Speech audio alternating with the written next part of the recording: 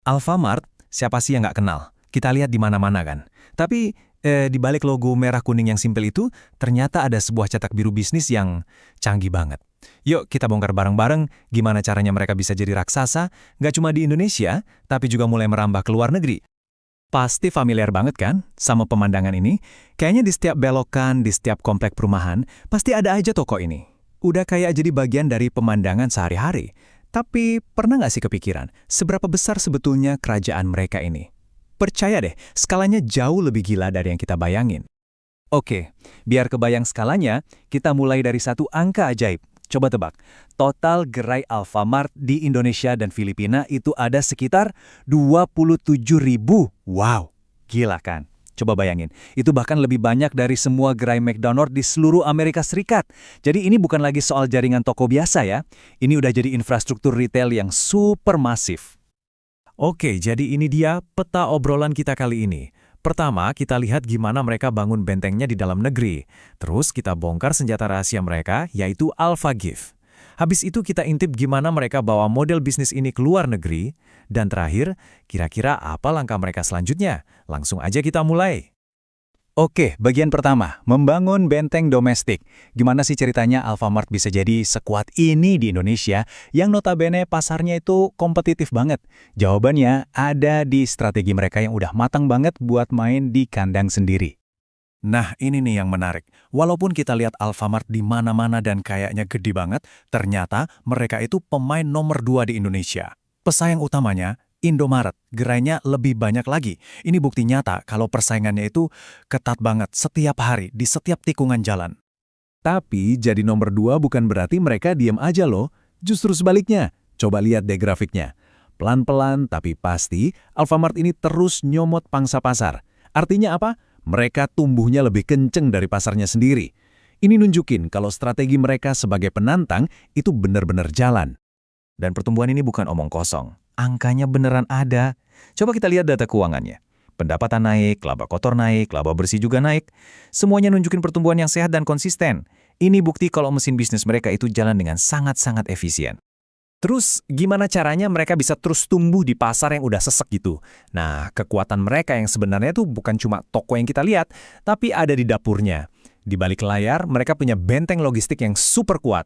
Puluhan gudang, depo, hub, semuanya bekerja bareng buat mastiin rak di puluhan ribu toko itu nggak pernah kosong. Keren kan? Oke, dari benteng fisik sekarang kita pindah ke pilar kedua yang mungkin jadi kunci masa depan mereka. Dunia digital. Yep, Alfamart itu nggak cuma bertarung di tikungan jalan, tapi juga di dalam genggaman ponsel kita semua. Nah, ini dia. Angka ini mungkin yang paling penting dari semua yang kita bahas. Coba lihat, lebih dari setengah total pendapatan Alfamart itu datangnya dari para pengguna aplikasi AlphaGift. Gila, jadi ini bukan lagi sekedar aplikasi loyalty buat ngumpulin poin ya.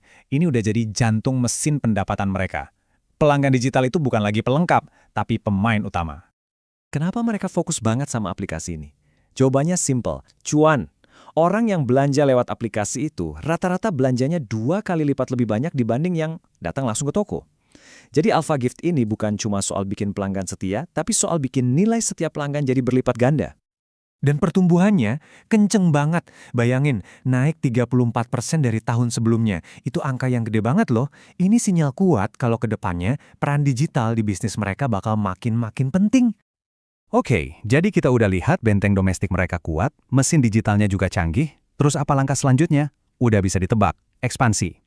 Alfamart percaya banget kalau resep sukses di Indonesia ini bisa juga dipakai di negara lain. Nah, untuk sekarang mereka fokus di 2 negara. Pertama, Filipina, di mana mereka udah terbukti sukses. Dan yang kedua, ini yang baru, Bangladesh. Ini bakal jadi medan perang baru buat ngebuktiin ambisi global mereka. Kalau di Filipina, mereka bukan anak baru lagi. Udah ada hampir 2.400 gerai di sana. Mereka jadi salah satu pemain retail dengan pertumbuhan paling cepat. Ini bukti nyata kalau cetak biru alias resep sukses mereka itu emang beneran bisa diekspor. Terus apa sih yang bikin model bisnis Alfamart ini menarik buat partner di luar negeri? Nah, kutipan dari partner mereka di Bangladesh ini ngejelasin semuanya. Kuncinya bukan cuma soal buka toko, tapi soal teknologi canggih di belakangnya. Mereka punya sistem yang bisa ngelacak barang secara real time, jadi manajemen stoknya efisien banget. Dan mereka benar-benar serius soal ekspansi ini. Lihat aja investasinya.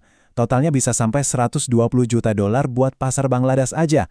Angka sebesar ini nunjukin kalau mereka nggak main-main dan punya komitmen jangka panjang buat naklukin pasar baru. Oke, kita udah lihat kekuatan mereka di dalam negeri, di dunia digital, sampai ke panggung global. Pertanyaan besarnya sekarang, apa selanjutnya?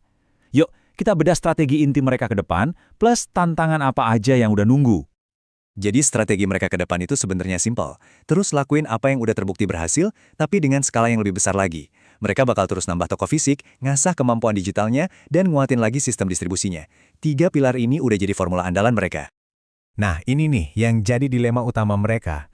Kekuatan terbesar mereka, yaitu jaringan toko yang super luas, di saat yang sama juga jadi medan perang utama.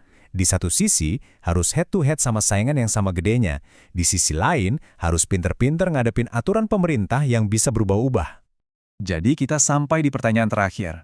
Alfamart udah membuktiin kalau mereka itu lebih dari sekedar minimarket biasa di tikungan jalan. Mereka adalah raksasa retail dengan logistik dan strategi digital yang cerdas. Pertanyaan besarnya sekarang, seberapa jauh cetak biru asli Indonesia ini bisa membawa mereka menaklukkan Asia?